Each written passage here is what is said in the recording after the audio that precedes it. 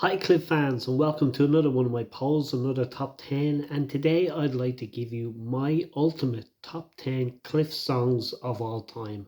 And yeah, I know he's been around for 65 years this year, can you believe it? And he's recorded some amount of songs. If you take into account, he's pretty much recorded right through that 65 years. All the albums, all the singles, all the B-sides, all the EPs, all the soundtracks. Yeah, there's some amount of material to choose from, but I've chose 10 songs, and the way I chose them is these are the 10 songs I probably listen to more than any other song. I'm not saying that these are Cliff's greatest songs, because there's some I probably that didn't even make the top 10 that are absolutely fantastic songs, like We Don't Talk Anymore, The Young Ones, Summer Holiday, songs like that, Wire for Sound. There's some absolute Cliff classics, and I love them all, but they're not in this top 10 because I based them on the Cliff songs I listen to the most. They're my kind of go-to Cliff songs. So there's a couple of singles, there's a couple of B-sides, there's a couple of album tracks. So I'll give you my top 10 now. At number 10, I have Marmaduke. And yeah, Marmaduke got a new lease of life there on the last tour because he featured it on the tour. And he actually said in an interview, when talking about the tour, it was the first time performing the song, which was the B-side to Mistletoe and Wine back in 1988. But that's not true, Cliff, because he did actually sing it at the first ever Cliff concert that I went to see in September 1988. And it was a highlight of that show. And I remember when it was released as a B-side, I couldn't wait to hear it because I'd already heard it in concert and I absolutely loved it. And yeah, when the single of Mistletoe Wine came out, I bought it straight away. But yeah, I probably listened to Marmaduke more than Mistletoe Wine because Mistletoe Wine's a Christmas song. So right through the years, I was listening to Marmaduke. I absolutely love it. It was originally recorded. I don't know whether a lot of people know it, but it was written by Alan Tarney and it was originally recorded by Marvin Welch and Farrer, and John Farrar sang lead vocals on it, but it was a kind of acoustic arrangement. Cliff's is a lot more rockier, and I absolutely love it. So it's number 10, Marmaduke, and it was featured on this, the remastered version of Stronger. It wasn't on the original album, but it was on the remastered version of Stronger, it's featured. Marmaduke, number 10. So number 9, I have. I don't know whether a lot of people have this one on their top 10, but it's from this album, fabulous album called Green Light, and it's called Under Lock and Key, and I absolutely love this track. I know it's one of Tony Rivers' favorite songs as well that he recorded with Cliff. Tony done backing vocals. He probably arranged this song, but it's an absolutely cracker, and I know Cliff has been saying in interviews recently as well that he'd love to release an album full of some of the real soulful songs he sang over his career, because he's kind of known for Living Doll and Bachelor Boy and The Young Ones and Summer Holiday and Lucky Lips and Congratulations and all this material. But he said he'd love to people to hear some of the the soulful songs he put onto some of the albums, and I'm sure he's talking about songs like this one. It's just an absolutely fantastic song, which I absolutely love, Under Lock and Key. So number 8 is another album track again, and it comes from one of my favorite Cliff albums, I'm No Hero, and it's a song called Here's a Doggone Blue. Absolutely love this song. Uh, yeah, it's just one of them songs I just absolutely love to hear all the time. It has to be on every one of my Cliff playlists. I never get tired of hearing it. It's just a beautiful song written by Alan Tarney again. Just fantastic track. Here's a Doggone Blue. So number 7, I couldn't leave this one out of the top 10 because I absolutely love it. It only reached number 15. It was released as a single and only reached number 15, the same as Miss Unites. It's not Miss Unites, but this one only made 15 as well. And it's My Kind of Life, which came from the Every Face Tells a Story album in 1977, and I absolutely just love this track. Yeah, Cliff still performs it to this day. I'm not sure it wasn't on the last tour, but he has been singing it in recent tours.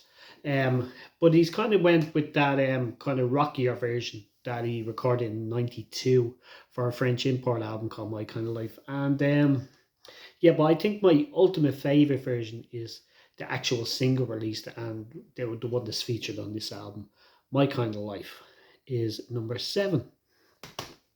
So another album track again is at number 6, and it comes from another fantastic album, another one of my favorite albums, Word for Sound, and it's Once in a While, and it's the second song in the album, and I absolutely love the track. It was originally recorded, I don't know when many people know this either, the year before, um, which would have made 1980. It was recorded by Leo Sayer, and it wasn't a big hit for Leo Sayer, but it was written and produced by Alan Turney as well for Leo. So the production is very similar, but obviously Cliff's voice is a lot different. And maybe I prefer Cliff's version because I prefer Cliff's voice. Not that I'm saying I don't like Leo Sayer's voice, because I absolutely love Leo Sayer. But at number 6 is Once in a While, Cliff's version. So number 5 is a song which I was absolutely thrilled when Cliff recorded. It was written by Barry Gibb, and I love the Bee Gees, and I know Cliff loved the Bee Gees as well. Barry Gibb wrote this song for Cliff. I think he wrote it with his son Ashley, and it was featured on the Something's Going On album, and it's called I Cannot Give You My Love. It was released as a single. I think it made number 10, something like that. I'm not sure what position it made. I think I think it was about number 10. But it's a fantastic track, and as I say, it was kind of a little bit of a dream come true for Cliff to record with Barry Gibb, because I love Barry Gibb's producing anybody. I love the albums he did with Barbra Streisand and Diana Ross and Dionne Warwick and Kenny Rogers. I'd love him to actually do a full album with Cliff actually. But at number 5 I have I Cannot Give You My Love. So number 4 is one of 2 songs from this album, I'm Nearly Famous, which is definitely one of my favorite Cliff albums as well. It's it's right up there. But it's a song probably not a lot of people would have picked. It was written by Terry Britton, same guy who wrote Devil Woman and Rise Up and many other songs for Cliff.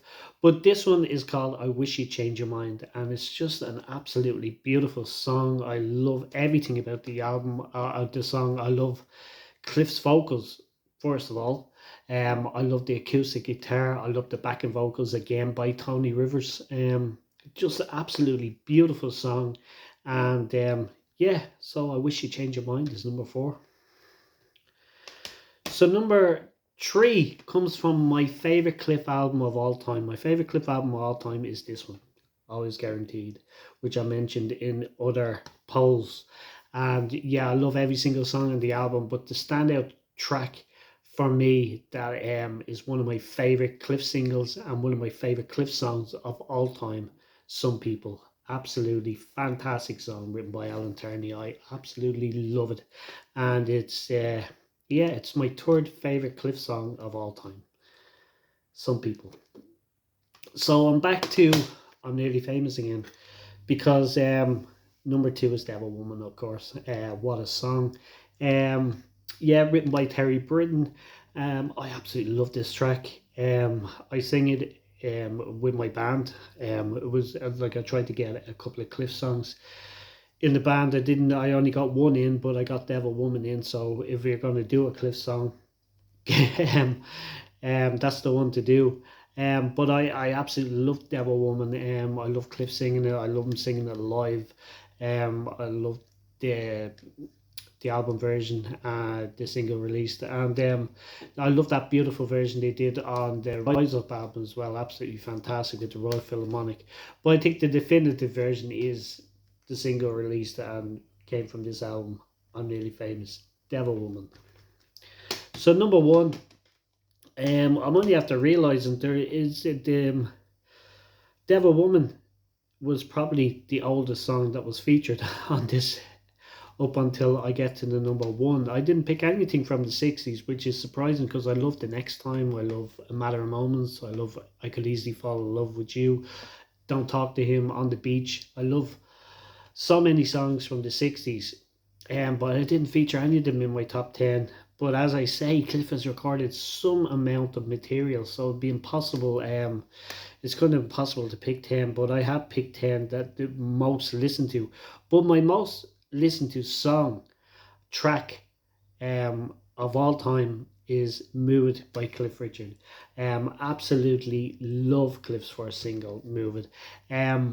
It's still my favorite record of all time. I think it's the greatest rock and roll record ever made, not just in Britain, but anywhere. I absolutely love it. It's my favorite record of all time, Move It. So that's my top 10, and it was just for fun. I know a lot of classics were missing from that, especially things like Ocean Deep and Mission Nights and all. I think a lot of fans would have them in their top 10, and Golden as well, and For Life, and some of them ballads that Cliff did. Yeah, I love all them tracks as well. But I was, as I say, basing this on the songs that I listen to the most, and they're my go-to Cliff songs. So that's my top 10. I'll get them to you real quick again. 10 was Marmaduke, 9 Under Lock and Key, 8 Here's the Doggone Blue, 7 My Kind of Life, 6 Once in a While, 5 I Cannot Give You My Love, 4 I Wish You Change Your Mind, 3 Some People, 2 Devil Woman, and number 1 Move It. So that's my top 10. And yeah, I'd love to get your opinions in the section below on what 10 would you choose if you could only pick 10 songs out of all those songs that Cliff recorded over the years. What 10 would you choose? Okay, thank you and bye.